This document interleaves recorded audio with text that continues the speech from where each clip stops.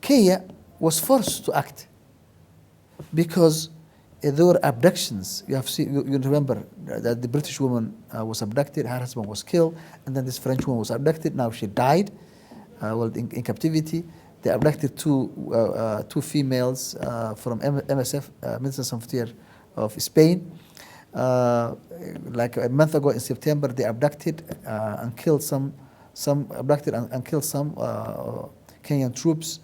So, and now at this moment, I don't know if you know it, on the coastal, all the coastal cities in like Mombasa, Malindi, Lamu, all that area, 90% of hotel reservations were cancelled. 90%. Think about it. And Kenya is a country that depends on tourism. Of course. On the other hand, Kenya is hosting the third largest city in Kenya is Dadaab, and it's a refugee camp.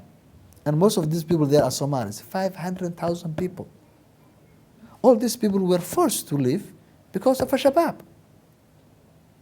So we have a mutual interest to work together, to share information, to have a common strategy to defeat this menace.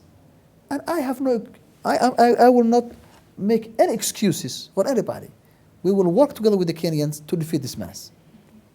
Clear.